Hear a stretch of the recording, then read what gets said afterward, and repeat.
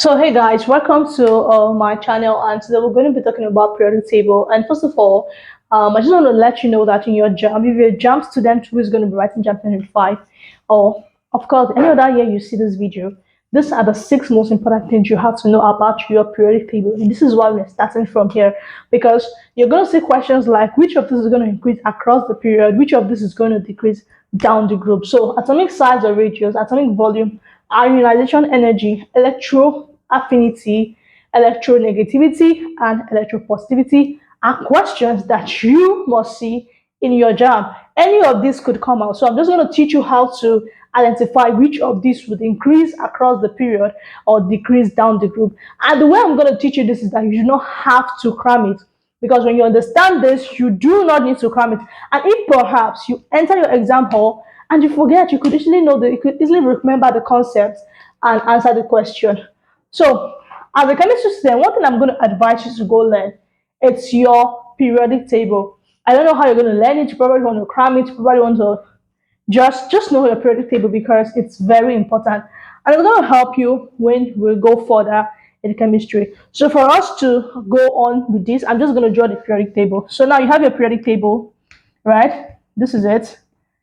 um Now, how many periods and how many groups do you have in your periodic table?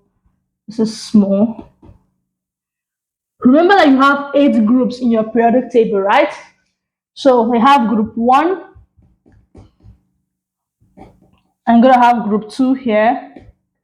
I'm going to have group 3 here. I'm going to have group 4 here. Group 5. Group 6.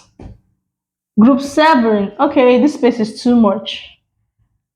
Okay, let's go down. Okay. Okay. And group 8.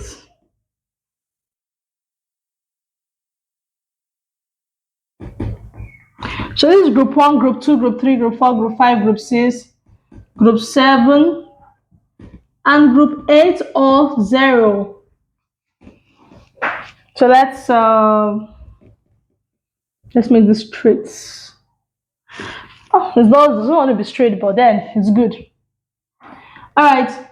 So in our group, what's the first element we have? Hydrogen. Over here we have helium. This is the first period. Then we go to the second one, and we have hydrogen, helium. You have lithium, beryllium, boron, carbon, nitrogen, oxygen, fluorine. You have neon. Then over here you have your sodium, magnesium, aluminium. For here you have your silicon, you have your phosphorus, you have your sulfur. Come down, you have your chlorine, you have your argon. Then you have your potassium and calcium. Now this is your first 20 elements, and the next thing we want to be seeing is how does this apply to these atomic properties and how you can know them without having to memorize or cram them. I'm just going to clean this, right?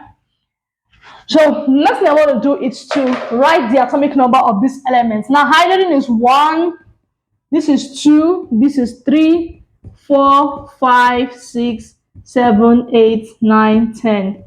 This is 11, this is 12, this is 13, 14, 15, 16, 17, 18, 19, and 20.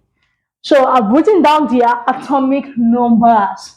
Now the third thing I want to do, right, is to know how these electrons are being filled. Now remember that I've always been saying, if you've been following my YouTube channel, that the atomic number, your atomic numbers, these numbers you're seeing here, is equal to the number of electrons that can be found in that element. So hydrogen as a metal, or so hydrogen as an element has 1 electron, helium as an element has 2 electrons, lithium has 3, beryllium has 4, boron has 5 electrons, and you go on and on. So the atomic numbers here are equal to the number of electrons. So if I want to fill my atomic model or atomic orbitals with these electrons, how is it going to go? Now remember that our atomic model has what? A nucleus, right? and shells. Basically, how many shells do you have in your chemistry? Your basic chemistry has 4 shells. So you have your nucleus or nucleus, right? And then you have your K shell, your L shell, your M shell, and your N shell. So this is your KLMN shell. Hope you got that right. So in my K shell can only contain a maximum number of 2 electrons. And these other shells, I can put in up to 8 electrons in each of them. So now let's see. Remember that when you are filling your electrons into your atomic model shell, you have to start from the first shell, which is this, which is the K shell. Then once the K shell is filled, the K shell requires just 2 electrons. And all of these other ones requires just 8 electrons orbiting around them. Now, once this one is filled up to 2, you move into this one. Once this one is filled, you move into this one. And once this is filled, you move into this one. What I mean, once it's up to 2 here, you get into here. Once here is up to 8, you get into here. Once it's up to 8, you get into here. And once it's up to 8, and you just keep on going that way. Now, for atomic size, like I said, electrons fill what? From the first shell. Now, when you ask you have hydrogen with an electron number of 1 because its atomic number is 1 here. And then I have this, my nucleus, my shell. So electron number of hydrogen here is 1. Do I need to have a second shell? No. Now let's see for our lithium. You have electron number of 3. So I have my shell here. Okay, I really want to draw this up here, but let's just go with this. Now you have your shell here. Electron number is 3. How many electrons is going to be in the first shell? Like we said, 2 electrons is going to be in this first shell. Now I still have 1 electron left for lithium, right? So I'm going to draw another shell. That's the L shell. How many is left? How many electron is left? 1. So this atom and this atom, which looks bigger? Of course, this looks bigger because this has just 1 shell, this has 2 shell. Now for sodium, I have my nucleus, of course, we're going to start from there. And then my first shell, how many electrons is going to be my first shell? 2. 11 minus 2 is going to be 9. How many electrons will be in my second shell? 8. So I'm going to have 1, 2, 3, 4, 5, 6, 7, 8. So how many electrons is left for sodium? 1. So I'm going to draw another shell and I'm going to put it here. Now you can see that this has just 1 shell, this has 2 shells, and this has 3 shells. This is the smallest, this is bigger than this, and this is bigger than the 3 of them. So let's do for calcium. Okay, let's come here.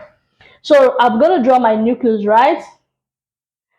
Then draw my K shell, my first shell, having how many electrons? 2. The next thing I want to do is for my L shell. How many electrons can L shell contain? This is not straight. This can contain 8, right? So 1, 2, 3, 4, 5, 6, 7, 8. How many altogether? 10. Remember that your potassium has 19 electrons. So we're going to move to the next shell. Now 19 minus 10, it's 9. So but then this can also contain just 8. So we have 11, 12, 13, 14, 15, 16, 17, 18. How many electrons remain in 1? So I'm going to draw another shell. And then put the 1 here. Now you can see that down the group, the size of your electron, down the group, the size of your atom keeps on increasing because the number of shells are also increasing. So for the first question, atomic size or radius, will it increase across the group or it increase or decrease across the period? Now, just as you've seen, as you go down the group, the number of shells keeps on increasing. So because the number of shells keeps on increasing, these atoms are going to increase in size. So for the first one, atomic size, what's going to be the trend? Atomic size would increase down the group. So number one is that atomic size is going to increase down the group. Now, how about atomic radius? Now, you have, of course, what is a radius? How do we get radius? Of course, you draw a circle. This is the center of the circle. From here to here is the diameter. Half of the circle from here to here is the radius. So how do we get our radius? From the center of the circle to the circumference, the outermost shell. So coming to your atom, this is the first one. This is for hydrogen. From here to here, from here to here, from here to here, from here to here, from here to here. Which is bigger? Of course, as you go down the group, the radius will keep on increasing because the number of shell is increasing. So our atomic size and radius will increase down the group because just like you've seen, hydrogen, lithium, sodium, potassium. So as you're going down this group, these shells are increasing, and of course, atomic size is also going to increase. So the next one we're going to answer here is atomic volume. Now, what is volume? The formula for volume is density is equal to mass over volume. So volume is equal to mass over density. Now, just like the size keeps on increasing down the group, that's the same way your atomic volume would increase down the group.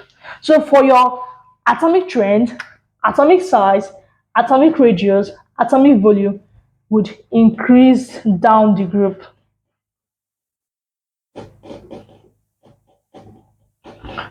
Due to the increase in the number of shell.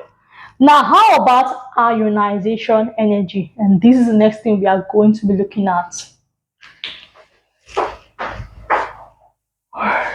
So we've established that your atomic size or radius, these two, would increase down the group because of the increase in atomic in the number of shell. So because the shell in these are increasing, the atomic size will definitely increase.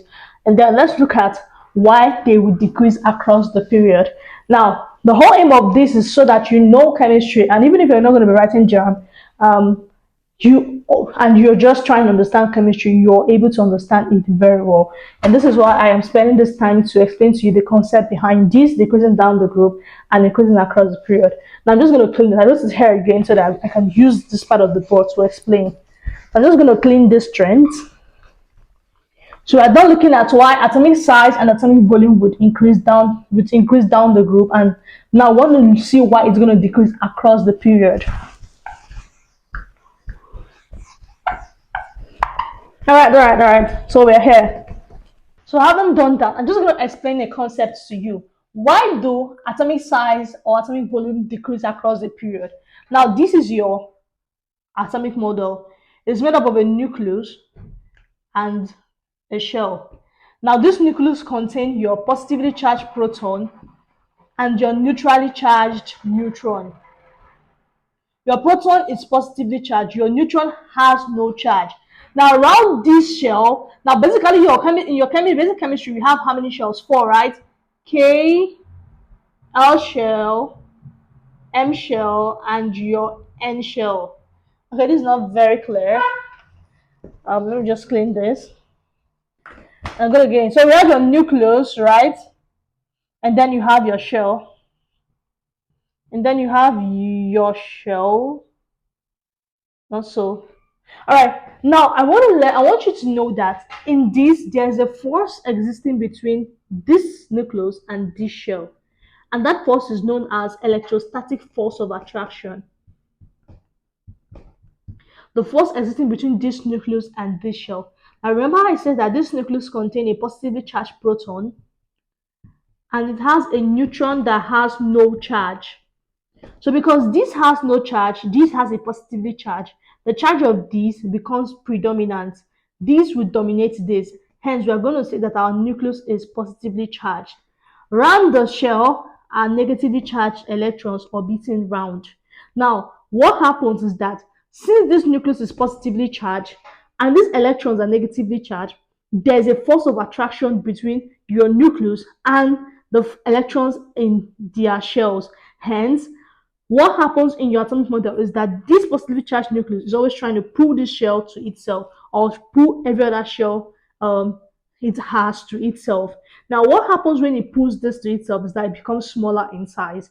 Now, if I draw another shell here, and this is one electron, this positively, the force between this nucleus and this shell is definitely stronger than the force between it and this shell, because this shell, or the shells closer to the nucleus, are bound to have stronger forces of attraction. Because let's say you want a water pulse on a notebook, right?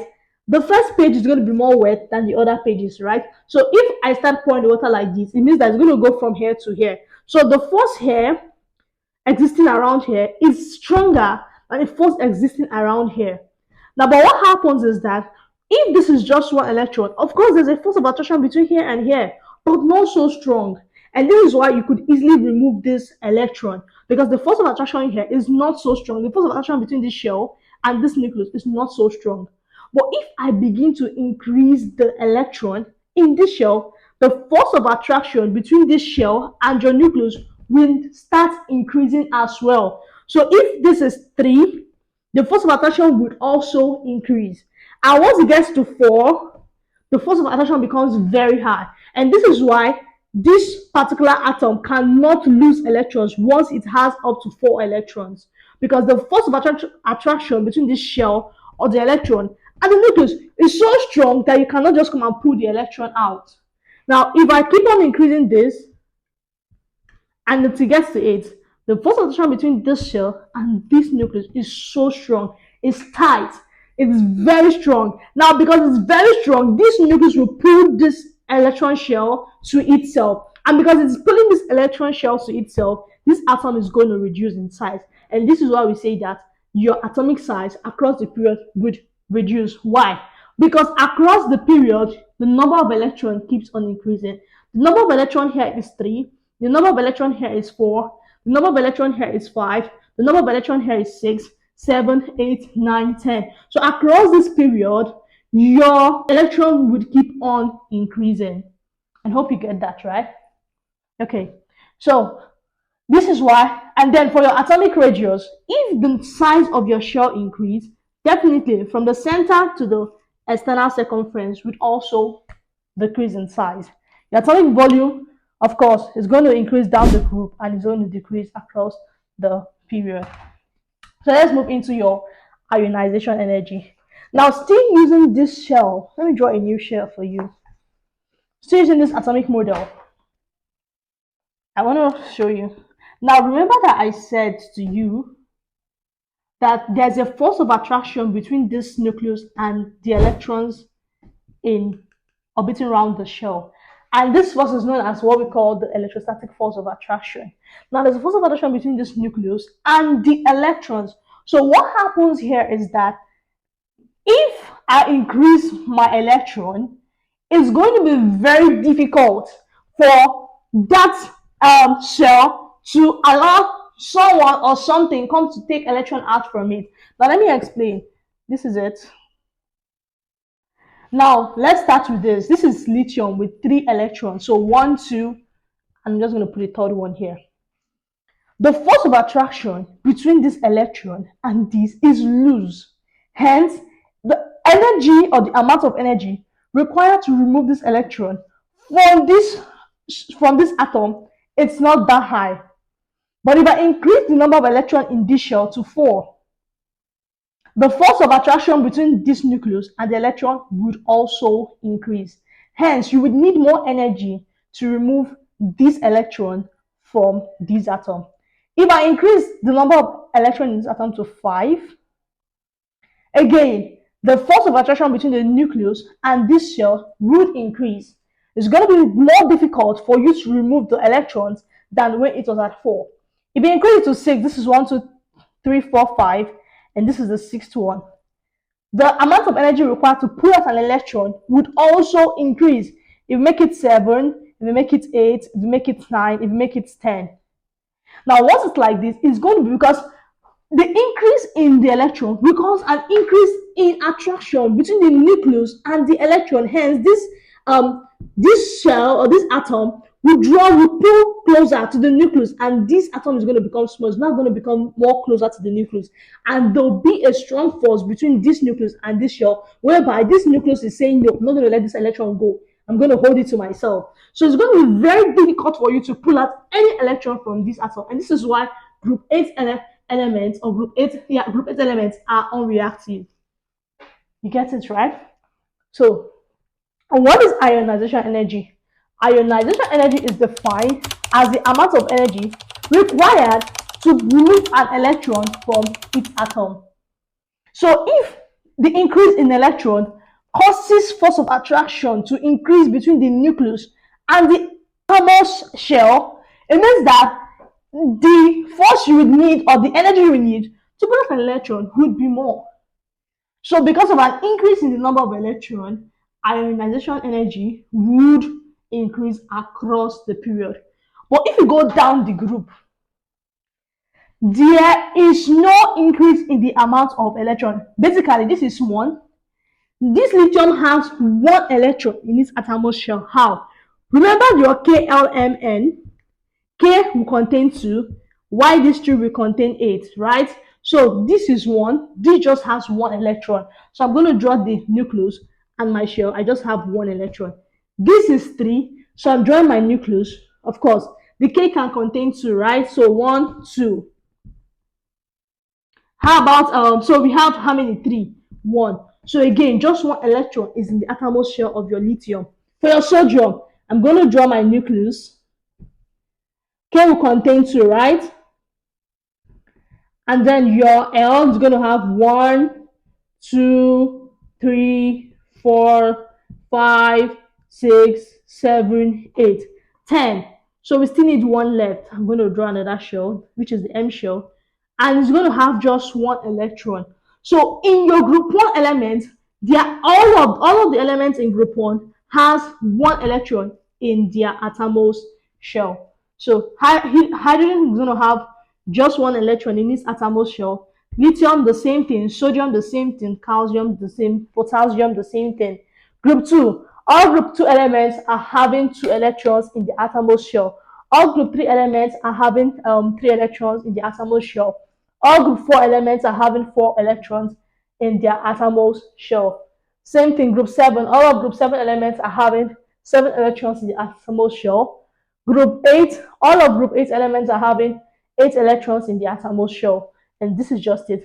So because of this, your ionization energy would increase across the period. And if it increases across the period, because down this group, of course, you just have 1 electron. So it's loosely. And apart from the fact that you have just 1 electron, the number of shells is increasing. So the shells are getting more farther from the nucleus than as you go down the group.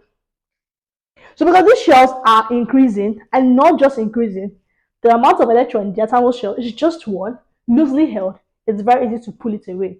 So ionization energy is going to increase across the period and it's going to decrease down the group. So while these 2 would increase down the group, these would decrease down the group. So the amount of energy you need here would be higher than the one you need here. The amount of energy you need here is going to be higher than the one you need here because of an increase in electron.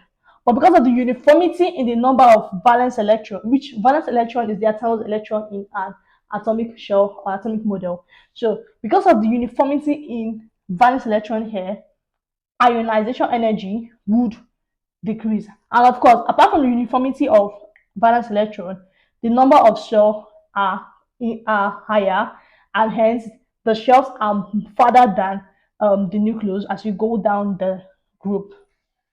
So the next thing we're going to go into is this. What is electron affinity? So let's just clean this.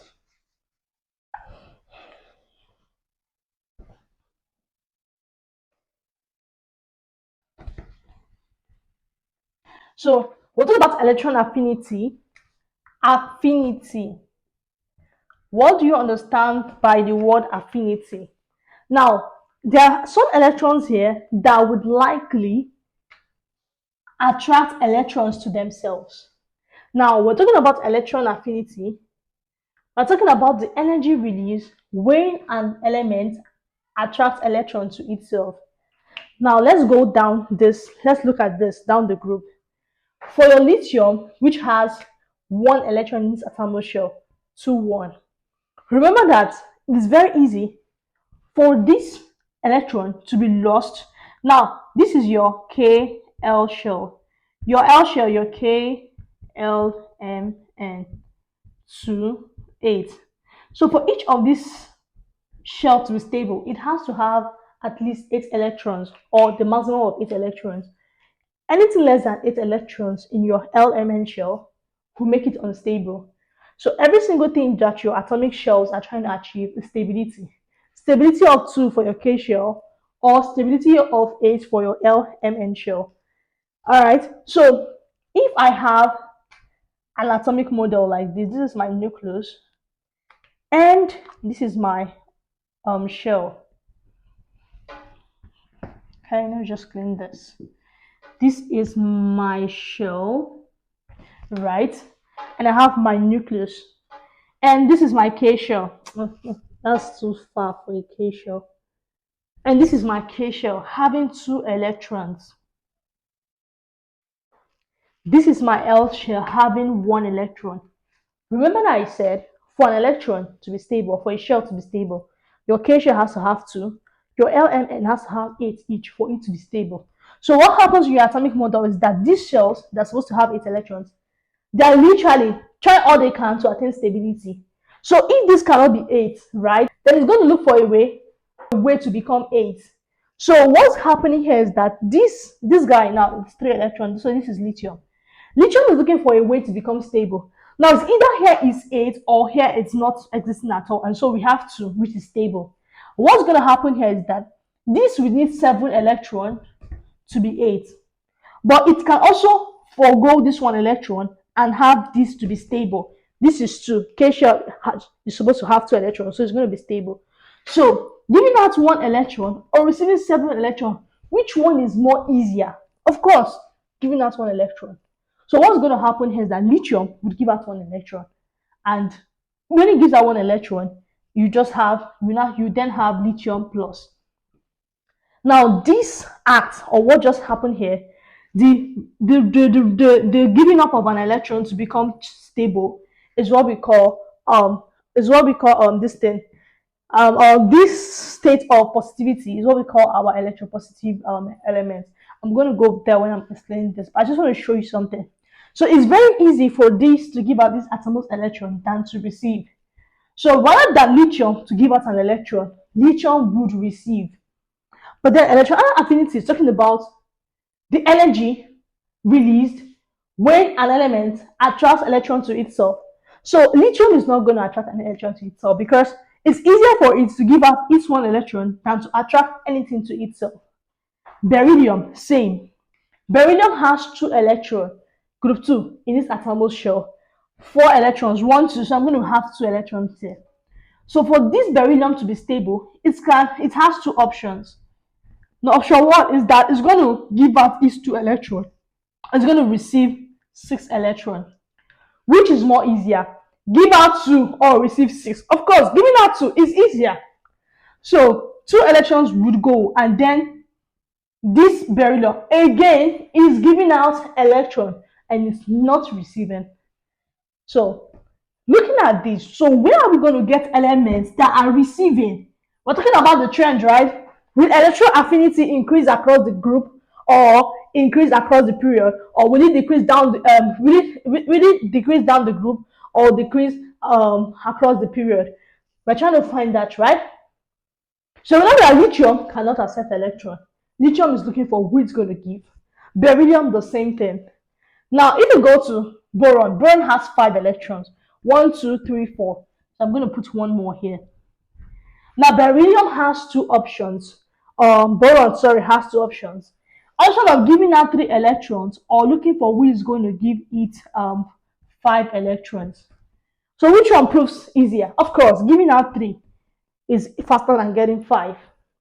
So boron is also not looking for who to collect electron from. It's ready to forgo its electron. So since I cannot be 8, I just have 3. Let me just give it out. All right. So carbon has how many electrons in its atomic shell? 1, 2, 3, 4, 5, 6. So here the problem is that carbon has 2 options again. Give out 4 electrons or receive 4 electrons. So this guy looked at it and said, Omo, 4, I have 4 and I need 4 to complete me, right? So I can't give out my own 4 when I need 4. So this guy is optimistic. It's the same thing now, giving out 4, receiving 4, almost the same thing, almost the same energy that I used to give out 4. The same energy that I used to look for is going to give me 4. So this carbon guy would not even give, it's not even accept. You get it, right? So it's not going to give, it's not going to, and that's why carbon, nitrogen, okay, mostly is going to involve in covalent bonding. I'm going to talk about bonding in my next teaching. So these are going to undergo bond because they find it hard. Why would they go and give out their electron when it's just the same? But as we walk down here, nitrogen too. Nitrogen has 5 electrons in its atomic shell. So it has the option of giving out 5 or receiving 3.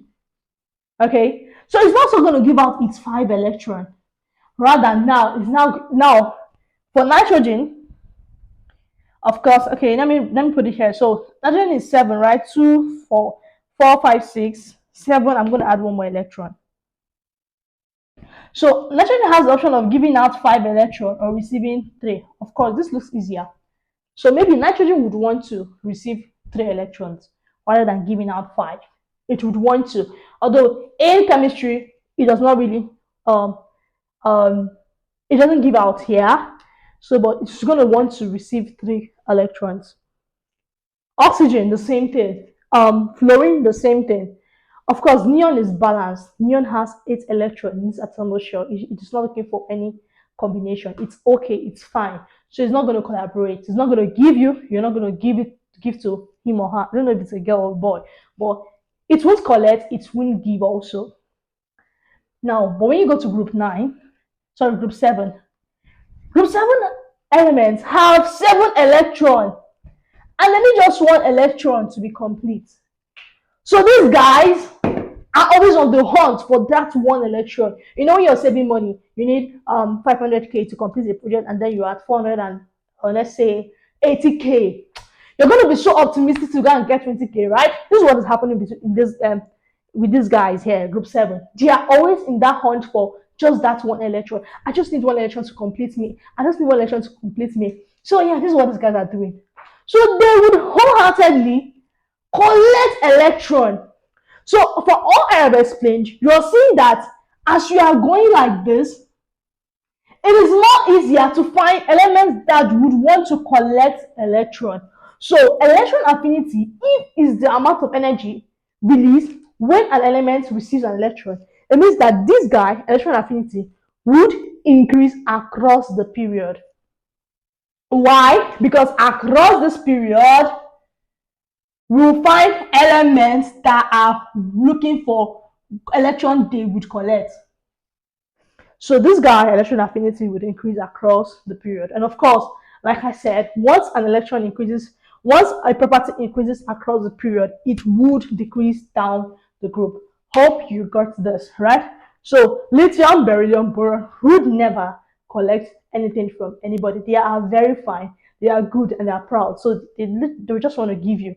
Okay, carbon is going to think about it, because okay, I have 4, I can't give you my 4, you have 4, we are the same. So since you have 4, I have 4, you have 4, let's just share. Let's just share, because you don't have more than me, I don't have more than you. Nitrogen has 5, so it's still going to look for, okay, let's just share. You have 3, bring, let's share. This guy has 7, you're going to look for who's going to give him. Just give me, my own is just 1 mini, just give me and have nothing for yourself. So it's kind of a greedy element. There are greedy elements in group 7. So yeah, the next thing we want to see is electronegativity. What do you call electronegative? Now once this guys now give out the electron, what happens is that they become positively charged. So if lithium gives out one electron, it's going to become positively charged by 1 because it gave out 1. That's why they said givers are receivers. So if lithium gives out 1, it's going to become positively 1. If beryllium gives out 2 electrons, because it has 2 electrons in its outermost shell, it's going to become positively charged by 2. If boron gives out, it's going to become positively charged by 3. Hope you get that right. So these guys that give out, they are rich by what they give. Alright, so this guy gave out 1 is rich by 1. This guy gave out 2 is rich by 2. This guy gave out 3 is rich by 3. So, but then we come carbon, of course, they are involving covalent bonding. So, yeah. But then when it comes to these greedy guys, they're always looking for who's going to give them 1 electron. They are looking for, so they become negative by 1. So, chlorine here is going to be -1 because it has received electron. And so we call these elements that are positively charged, that gives us electrons, become positively charged. We call them electropositive elements. Why these ones that in the quest you receive and they become negatively charged in the process, we call them electronegative elements. Hence, now looking at this table, right? As you're going across the period, as you're going from left to right, this is left, right, okay. So as you're going from left to right, what's going to happen? Lithium is positive, beryllium is positive, this is positive. So look at where you're going to find electronegative from oxygen, fluorine. You're going to find negative atoms. So it means that electronegativity is going to increase across the period. Because across the period, as you go down, this is where you're going to find electronegative elements. Now, how about electropositivity? Simple. Now, you know that when you're going down, what you're going to be seeing is negative as you're going down. The tendency to reach an element wants to, give out its electron would reduce. So, so across the period, this electropositivity cannot increase. So it means that it cannot increase across the period, it's going to increase down the group. So electropositivity would increase down the group. So lithium is less electropositive than sodium. Sodium is less electropositive than potassium. Hope you got that right. And this is how we were able to form our electropositivity series. And let me show you that right away. So what is our electropositivity series? So we have this is a mnemonic I used for the electropositivity series. K, S, S means sodium, C, Mars, M means magnesium, Mars, Zilt. How can man see God? Okay, now this is positive, positive, positive. Of course, all of them are positive. All of them are positive. So our electropositivity series, this is how it increases. So we have it like this. So K is more electropositive. So you want to put, maybe you just feel like, all right. So K here is more electropositive than sodium. Sodium is more electropositive than calcium. Calcium is more electropositive than magnesium, and then you go down that way. This is how we get that. So Ks, sodium, C, calcium, Mars, magnesium, aluminium, zinc, iron, tin, lead. This is your mercury, right? How mercury, Hg. Zilt, how can copper, manganese, C, silver, and gold. Sorry, this is hydrogen. This is hydrogen, and this is mercury. This is hydrogen, this is copper, this is mercury, this is silver, and gold. So, from what we've established, atomic size would do what? It's going to increase down the group because of an increase in the number of shell. Atomic radius, for the same reason, would increase down the group. Atomic size will decrease across the period because of the increase in the number of electrons. Same reason for the radius. Atomic volume is going to increase down the group, right? Because of the bulky size, it's going to occupy more space. So it's going to decrease across the period for the same reason. Your ionization energy is going to increase across the period because of the increase in number of electrons. It's going to decrease down the group because of the increase in number of shells. Your electron affinity is going to increase across the period because across the period it is easier to find elements that are willing to accept electrons. Of course, the group 7 elements. Electronegativity also is going to increase across the period because across the period it is easier to find electrons that are willing to accept electrons to become negatively charged. The electropositivity is going to increase across the period because while it is easier to find elements that are ready, everly ready to receive electrons, all right, and become positively charged. Down the group, electropositivity is going to increase because, of course, down this group, you're going to keep on finding positive electrons that are ready to give out. And also, another reason why electropositivity is going to decrease or increase down the group, sorry, it's going to increase down the group is because as you go down the group, the number of shell increases. So it is becomes more easier for an electron in the outermost shell to give out its electron. Remember when I said your electrostatic force of attraction is going to reduce as the number of shells keeps on increasing. So the force between here and here is higher than the force between here and here. It's also higher than the force between here and here. So once you are far, you will be easily removed. You get that, right?